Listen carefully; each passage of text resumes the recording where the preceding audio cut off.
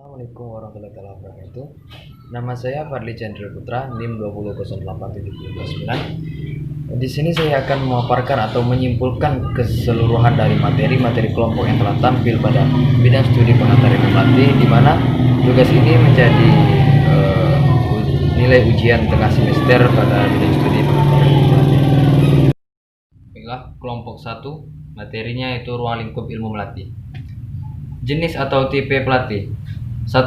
Pelatih yang otoriter atau command style dominating coach dan diktator otoriter. Tipe pelatih yang paling umum, utamanya pada olahraga bergu, seperti bola basket. Karakteristik yang menonjol adalah disiplin dan agresif.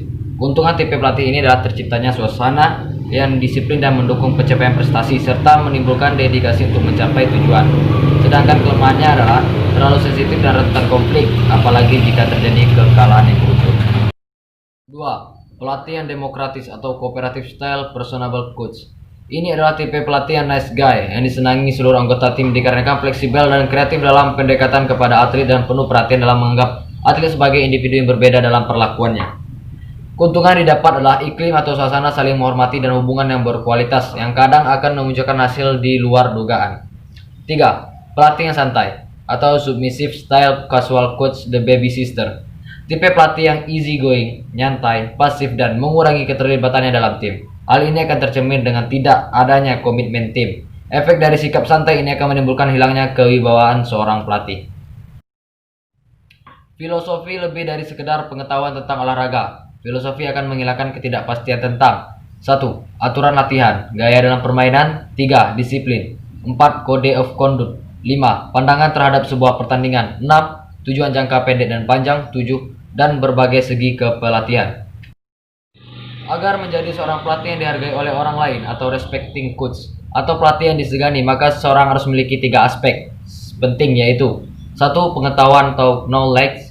2. Pengalaman atau experience. 3. Karakter atau karakter. Pengertian ilmu melatih. Ilmu pelatihan adalah ilmu terapan yang mempelajari masalah-masalah atlet, pelatih, proses berlatih, melatih, pertandingan, evaluasi hasil latihan dalam rangka mencapai prestasi yang maksimal, atau suatu ilmu yang mempelajari teori dan metodologi latihan guna mencapai prestasi yang maksimal. Ilmu kepelatihan olahraga itu adalah ilmu yang tujuannya membuat atlet menjadi profesional. Ciri-ciri yang dimiliki ilmu kepelatihan olahraga. Proses pendidikan berarti terus-menerus, kekhususan cabang olahraga, kompetisi yang diatur dengan pertandingan, sportivitas, kesadaran dan kesukarelaan, dan prestasi prima. Tujuan dan ruang lingkup pelatihan. Tujuan utama latihan adalah untuk mengembangkan keterampilan dan performa atlet. Tujuan latihan atau training adalah untuk membantu atlet meningkatkan keterampilan dan prestasinya semaksimal mungkin. Tujuan utama seorang pelatih olahraga prestasi adalah berusaha meningkatkan prestasi atletnya semaksimal mungkin. Peran pelatih dalam membentuk karakter atlet. Pelatih sebaiknya memperhatikan beberapa hal untuk dapat membina mental atau karakter atlet. Antara lain, 1. Menciptakan komunikasi yang sebaik-baiknya antara pelatih dengan atlet. 2. Memahami watak, sifat-sifat, kebutuhan, dan minat. 3. Pelatih harus mampu menjadi motivator. 4. Membantu atlet dalam memecahkan problema-problema yang dihadapi. Baiklah, kita masuk ke materi kelompok 2, yaitu tentang training, exercise, dan drill. Training. Latihan dalam bidang olahraga adalah untuk meningkatkan penampilan olahraga dalam melakukan aktivitas atau latihan harus sistematis. Sistematis yang dimaksud di sini yaitu setiap aktivitas harus disesuaikan dengan kemampuan masing-masing orang, dari yang mudah ke yang sukar, dari yang sederhana ke yang rumit. Selain itu, harus tetap diingat bahwa ketika melaksanakan latihan kemampuan fisik, seseorang harus memperhatikan pengulangan dari setiap aktivitas yang dilakukan. Hal tersebut dilakukan untuk mencegah hal yang tidak diinginkan seperti cedera otot, patah tulang, luka, dan sebagainya. Exercise.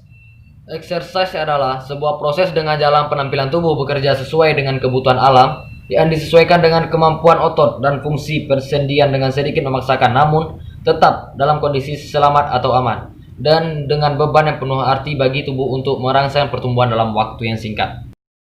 Drill. Metode drill adalah suatu cara mengajar di mana siswa melaksanakan kegiatan-kegiatan latihan agar siswa memiliki ketangkasan atau keterampilan yang lebih tinggi dari apa yang dipelajari.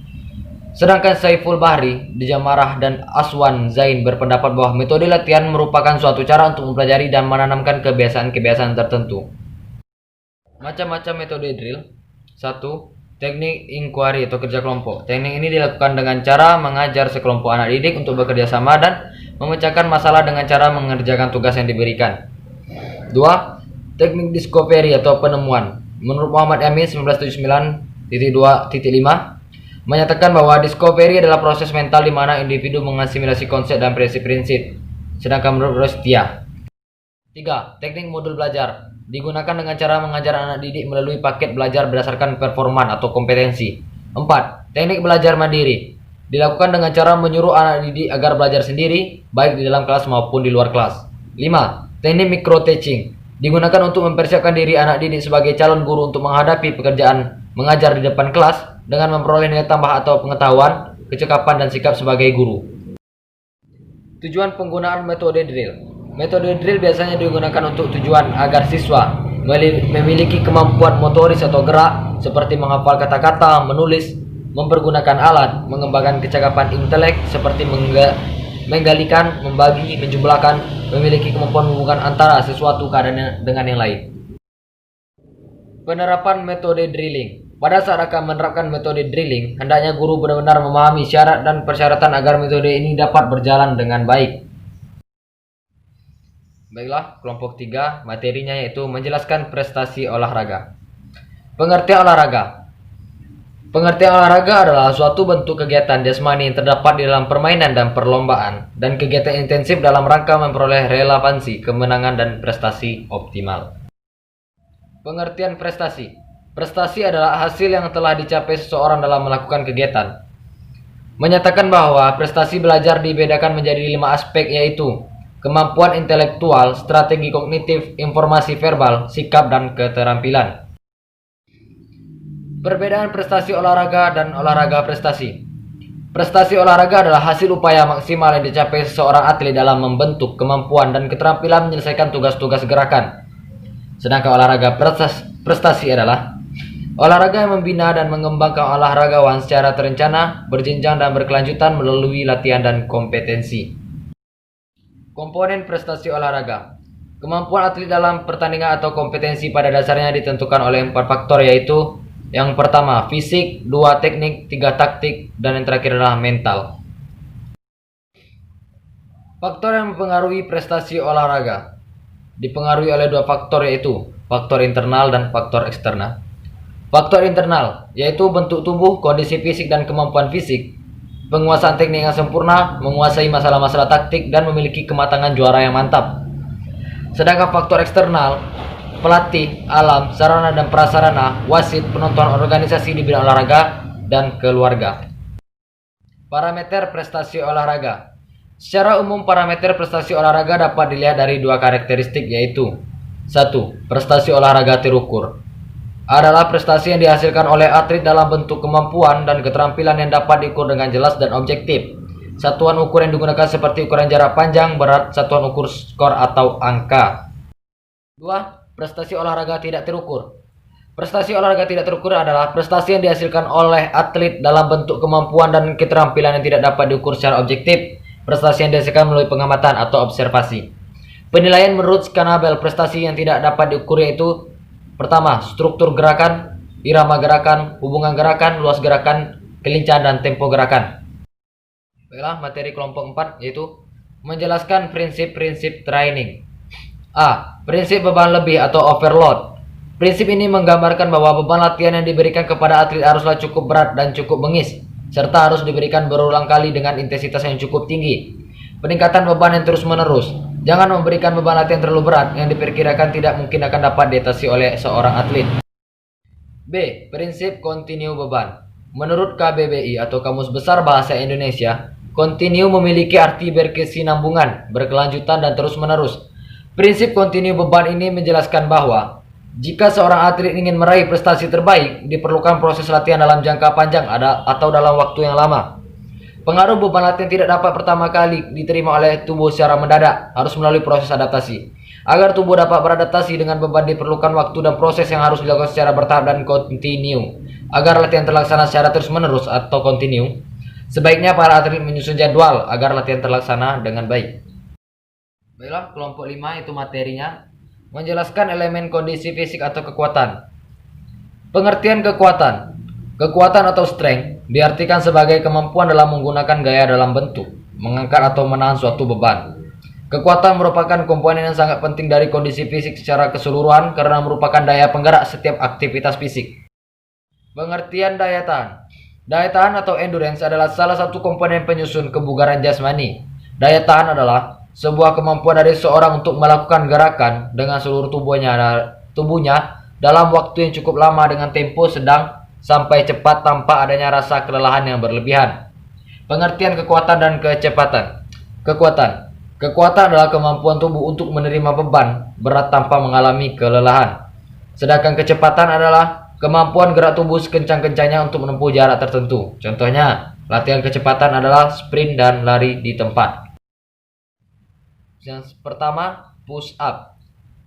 Menumpukan beban tubuh pada lengan dalam push up membantu mengencangkan otot lengan, mengecilkan perut, dan membakar kalori. 2. Sit up. Sit up akan membantu memperbaiki postur tubuh dan memperindah bentuk perut. 3. Plank. Lakukan plank untuk melatih otot-otot inti tubuh seperti perut serta melatih tulang belakang. 4. Squat. Squat untuk melatih punggung, perut, serta paha. Lakukan dengan tempo 2-1-2. 2 detik tahan di posisi bawah, 1 detik naik ke atas, 2 detik tahan di posisi bawah lagi. 5. Pull up. Latihan pull up dilakukan untuk menilai kekuatan otot lengan. Kelompok 6. Menjelaskan kondisi fisik dan elemen kondisi fisik atau daya tahan. Pengertian kondisi fisik. Kondisi fisik adalah kapasitas seseorang untuk melakukan kerja fisik dengan kemampuan bertingkat. Komponen-komponen kondisi fisik bila diuraikan adalah sebagai berikut. 1. Kekuatan otot, yaitu kemampuan untuk memindahkan bagian tubuh dengan cepat bersamaan dengan melakukan kerja otot secara maksimal. 2. Daya tahan otot, yaitu kemampuan untuk mengontraksikan otot secara terus-menerus dalam waktu yang relatif lama dengan beban tertentu. 3. Daya tahan kardiovaskular, yaitu kemampuan sistem jantung, paru, dan peredaran darah untuk menjalankan kerja terus-menerus secara efektif. Kondisi fisik dalam olahraga. Kondisi fisik merupakan unsur yang sangat penting hampir seluruh di cabang olahraga. Menurut beberapa ahli, pertama, Sajoto 1988-216 mengatakan kondisi fisik adalah salah satu persyaratan yang sangat diperlukan dalam usaha peningkatan prestasi seorang atlet, bahkan dapat dikatakan sebagai keperluan yang tidak dapat ditunda-tunda atau ditawar-tawar lagi. Menurut Arsono 1988-253 menjelaskan bahwa kondisi fisik atlet memegang peranan yang sangat penting dalam program latihannya. Pengertian daya tahan. Daya tahan atau endurance adalah salah satu komponen penyusun kebugaran jasmani. Daya tahan adalah sebuah kemampuan dari seseorang untuk melakukan gerakan dengan seluruh tubuhnya dalam waktu yang cukup lama dan dengan tempo yang sedang sampai cepat tanpa adanya rasa kelelahan yang berlebihan. Faktor-faktor yang mempengaruhi daya tahan. 2 faktor yang mempengaruhi daya tahan tubuh. Yang pertama, latihan atau exercise. 2. Makanan. Latihan atau exercise. Tingkat kebugaran dapat diukur dari volume dalam mengkonsumsi oksigen saat latihan kepada volume dan kapasitas maksimum. Kelelahan atlet yang dirasakan akan menyebabkan turunnya konsentrasi. 2. Makanan. Pola makanan baik penting bagi tenaga. Diet yang benar dan konsisten akan terlihat hasilnya saat berlatih. Bentuk-bentuk latihan daya tahan. 1. Lari. Lari adalah salah satu olahraga yang banyak menguras energi. Ketika Anda melakukan gerakan lari, maka jantung dan anggota tubuh Anda otomatis akan bergerak secara bersamaan. 2. Yoga. Yoga walaupun sederhana tetapi bisa meningkatkan stamina dan daya tahan tubuh Anda. 3. Renang. Renang memadukan sistem pernapasan dan gerakan tubuh agar seimbang. Berenang juga dapat meningkatkan fleksibilitas tubuh, terutama di bagian bahu, pinggul, dan di sekitar leher Anda. 4. Senam. Rutin melakukan senam dengan durasi yang lama dan variasi gerakan yang berbeda, maka senam juga dapat menjadi salah satu pilihan alternatif Anda untuk dapat meningkatkan stamina dan daya tahan tubuh.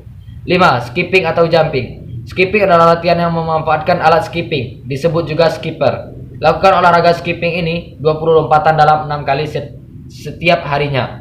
Anda akan merasakan perubahan stamina dalam tubuh Anda jika melakukan skipping ini dengan rutin. 6. Istirahat. Jika Anda sudah melakukan olahraga yang disarankan dan mengonsumsi gizi dan nutrisi yang baik, maka saatnya Anda untuk istirahat. Metode latihan daya tahan. Metode latihan daya tahan terbagi dalam 4 kelompok. 1. Metode durasi. Metode ini terpecah menjadi 3 bagian. Yang pertama adalah metode kontinu, di mana bentuk latihan yang berdurasi antara 30-3 jam yang dilakukan secara terus-menerus tanpa henti. Kedua adalah metode alternatif, di mana bentuk latihan biasanya menggunakan Variasi jarak, misalkan lari 500 meter dengan intensitas sedang lalu berganti ke 300 meter dengan intensitas tinggi, dan terakhir adalah metode fartlek. Biasanya bentuk latihan yang dilakukan adalah speed play atau bermain dengan kecepatan, misalkan lari 100 meter dilanjutkan jalan 50 meter kemudian lari lagi 100 meter sesuai dengan jarak atau waktu yang ditentukan. 2. Metode interval. Metode ini tentu saja kita perlu tahu dulu waktu maksimal kita dalam menempuh jarak. Contohnya seorang pelari memiliki waktu maksimal lari 400 meter dengan waktu 60 detik. Dengan mengetahui hasil maksimal seorang pelari tersebut, kita dapat menentukan pula intensitas atau tingkat kesulitan atau waktu yang akan dijalankan ketika latihan. 3. Metode repetisi. Metode ini bisa dikatakan adalah pengembangan dari metode interval training, di mana latihan dilakukan berdasarkan pengulangan dan jeda waktu istirahat yang ditentukan sejak awal sesuai dengan program latihan yang akan dijalankan dan direncanakan. 4. Metode kompetensi dan kontrol.